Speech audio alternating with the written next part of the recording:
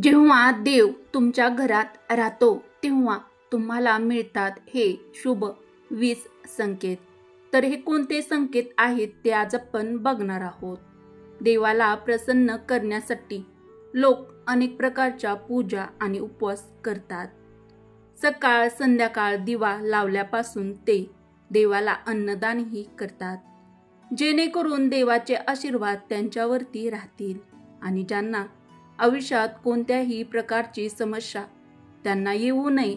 आपण सर्वजण हे जाणतो की देवाची आराधना आणि पूजा केल्याने तो आपल्यावर प्रसन्न होतो, परंतु तुम्हाला माहित आहे का की तो आपल्याला याबद्दल एक इशारा देखील देतो।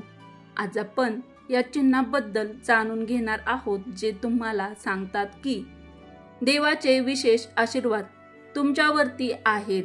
तर हे कोणते 20 शुभ संकेत आहेत ते आज आपण बघणार आहोत। मित्रांनो, जेव्हा तुम्ही पूजा करता तेव्हा देव तुमच्या घरात वास करतो, मग तो प्रत्यक्ष असो किंवा अप्रत्यक्ष। जेव्हा तो घरात राहतो तेव्हा तुम्हाला ते नक्कीच जाणवते। काही वेळा तुम्ही त्यांना म्हणजेच आपल्या देवांना पाहण्यास सक्षम देखील असाल। अनेक वेळा असे घडते की देव तुमच्या घरात वास करतो, पण तुमच्या काही चुकामुळे, तुमच्या काही कर्मामुळे तो परत जातो, कारण त्यावेळी लोक अनेकदा ही चूक करतात।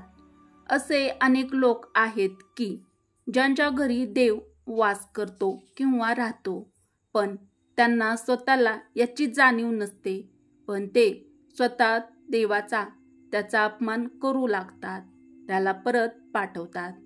म्हणे मी रोज देवाची पूजा करतो, पण तरीही मला देव का दिसत नाही?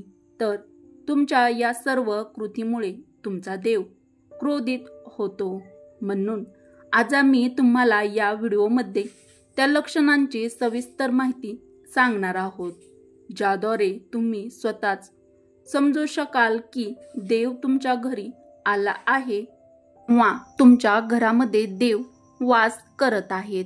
या व्हिडिओमध्ये पुढे जाण्याआधी व ते कोणते शुभ संकेत आहेत हे जाणून घेण्यासाठी, आपल्याला हे संकेत मिळवण्यासाठी या व्हिडिओच्या कमेंट बॉक्समध्ये कमेंटमध्ये श्री स्वामी समर्थ नक्की लिहा। सोबतच या व्हिडिओला लाईक करा आणि हा व्हिडिओ तुमच्या मित्र परिवारासोबत, मैत्रिणींसोबत, बहिणींसोबत शेअर करा।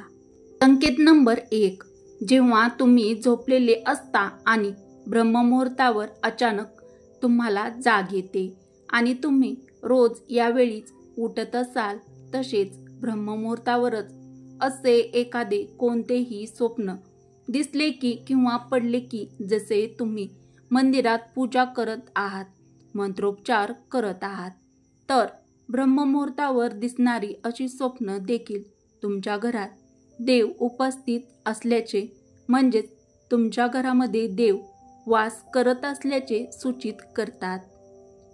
संकेत नंबर 2, जर तुम्हाला ब्रह्ममुहूर्ताच्या वेळी शंख, मंत्राचा आवाज, घंटाचा आवाज किंवा कोणीतरी तुम्हाला राम राम असे कोणतेही नाव ऐकू येत असेल, तर असा आवाज ऐकला तर देव तुमच्या घरात आला आहे हे दर्शवणारे दुसरे चिन्ह आहे। देव तुमच्या घरामध्ये राहतो दर्शवणारा हा पुढील महत्त्वाचा तिसरा संकेत, जेव्हा तुम्ही आंघोळ करून सकाळी तयार होता तेव्हा तुम्हाला एक वेगळाच वास येतो आणि असा वास सुगंध आहे जो तुमच्या घरात इतर कोणालाही जाणवत नाही, फक्त तुम्हालाच तो जाणवतो। हा कोणत्याही परफ्यूमचा किंवा इतर कोणत्याही अगरबत्तीचा किंवा इतर कशाचाही सुगंध नाही, तुम्हाला फक्त हा सुवास येतो। हा सुगंध तुमच्या मंदिरातील घरातून येतो। तुम्ही तुमच्या घरातील मंदिरात जितके जवळ जाल तितकाच हा सुगंध वाढत जातो। तर मित्रांनो, हा वास देवी देवतांचा आहे, ज्यामुळे तुम्हाला कळते की तुमच्या घरात देवतांचा वास आहे। त्याच्या उलट आता जेव्हा नकारात्मक ऊर्जा घरात येते तेव्हा तुम्हाला घरामधून दुर्गंधी किंवा घाण वास येऊ लागते. पण जेव्हा देव वास करतो तेव्हा सकारात्मक ऊर्जा तुमच्या घरामध्ये प्रवेश करते. तेव्हा तुम्हाला सुगंध येऊ लागतो जो तुमचे हृदय पूर्णपणे मोहित करतो.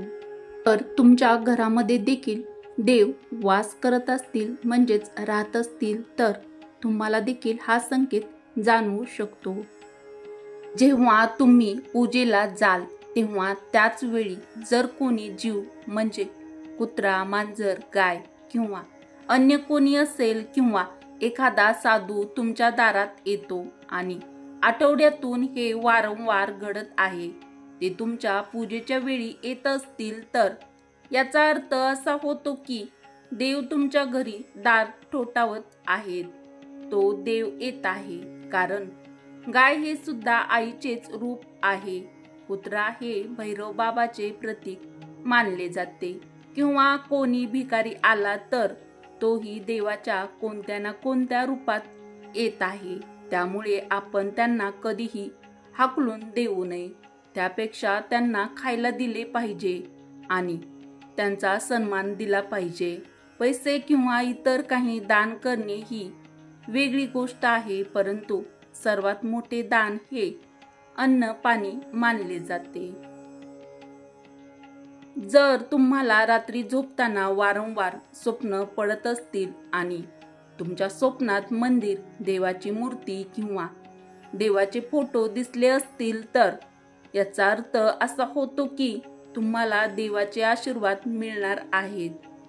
अनेक वेळा असे घडते की तुम्ही एखादी गोष्ट घेण्यासाठी पुढे जाता, पण ते घेताना तुमच्या मनात त्याबद्दल काही शंका निर्माण होतात. सर्व काही सुरळीत झाल्यानंतरही असे काहीतरी घडते जे आपल्याला निर्णय घेण्यापासून वाचवते किंवा थांबवते. असे मानले जाते की तुम्हाला कोणत्या तरी दैवी शक्तीचा आशीर्वाद आहे. ज्या लोकांना देवाचा आशीर्वाद आहे, मग ते श्रीमंत असो किंवा गरीब, त्यांना सर्वत्र आदर मिळतो. जर कोणी कमी काम करूनही यश मिळवले हे देवाच्या कृपेचे लक्षण आहे. देव त्यांच्यावर प्रसन्न होतो, त्यांचे सर्व संकटापासून रक्षण करतो. तो प्रत्येक परिस्थितीत आनंदी राहतो. त्याच्या आयुष्यात कितीही दुःख आले तरी तो नेहमी आनंदी राहतात. ते कोणत्याही समस्येला घाबरत नाहीत. ते प्रत्येक अडचणीवर सहज मात करतो. पुढील महत्त्वाचा संकेत, घुबड पाहणे शुभ. हिंदू धर्मात घुबडाला खूप महत्त्वाचा दर्जा देण्यात आला आहे. घुबडाला माता लक्ष्मीचे वाहन मानले जाते. त्यामुळे कुठेतरी घुबड दिसले तर ते खूप शुभ लक्षण मानले जाते. पण जर तुम्हाला अचानक कुठेतरी घुबड दिसले तर समजून जा की देवी लक्ष्मी लवकरच तुमच्या घरी येणार आहेत.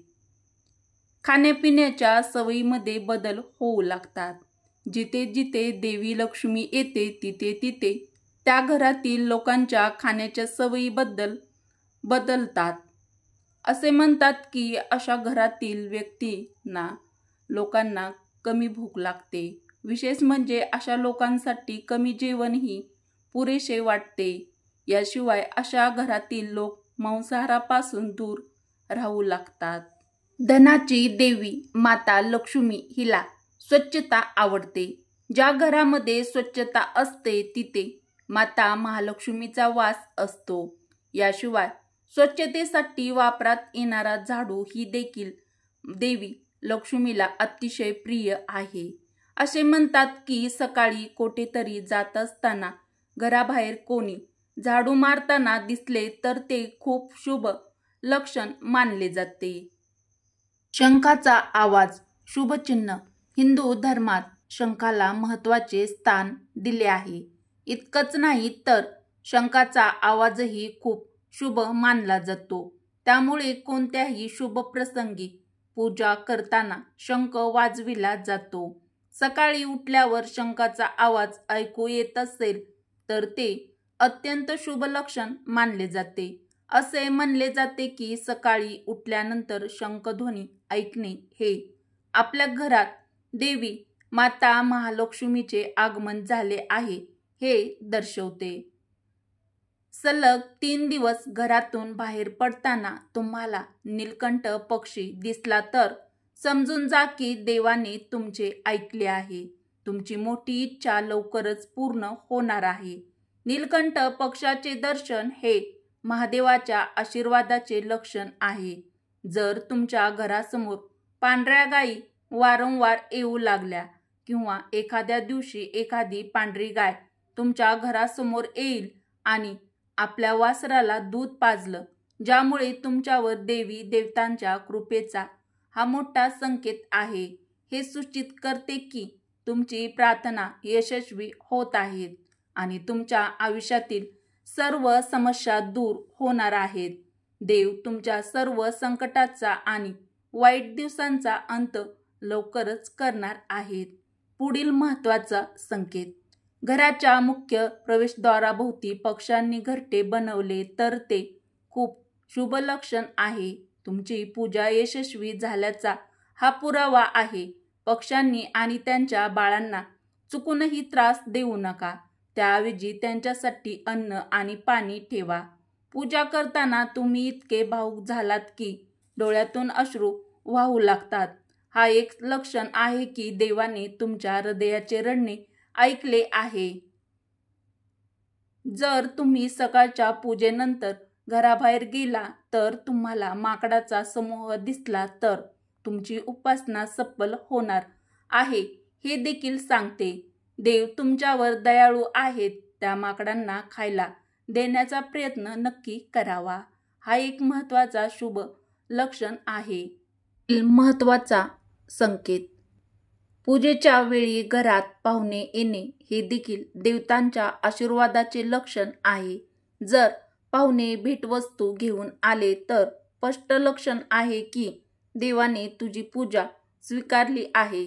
पूजेच्या वेळी लावलेल्या दिव्याची ज्योत अचानक वेगाने पेटू लागली तर समजून घ्या की तुमची पूजा यशस्वी होणार आहे. देवतांच्या कृपेने तुमचे दुःखाचे दिवस लवकरच निघून जातील. अत्यंत महत्त्वाचा पुढील 14वा संकेत.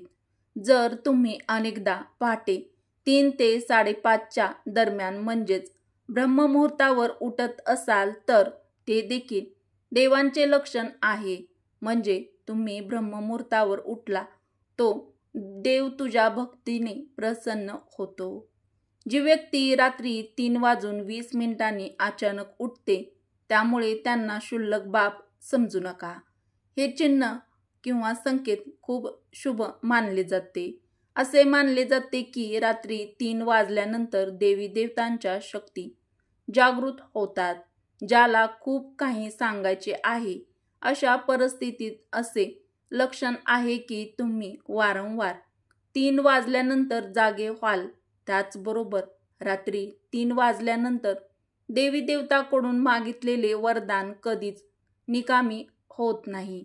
देव तुमच्या सर्व प्रार्थना नक्कीच ऐकतो.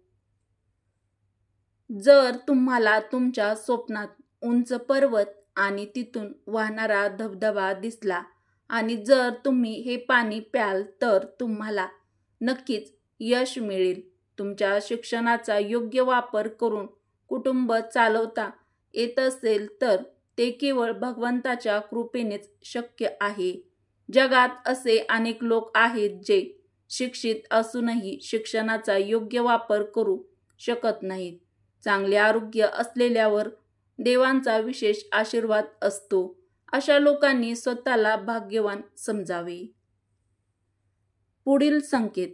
जर तुम्हाला तुमच्या आयुष्यात योग्य जीवनसाथी मिळाला असेल तर हे देखील केवळ ईश्वराच्या कृपेने शक्य आहे.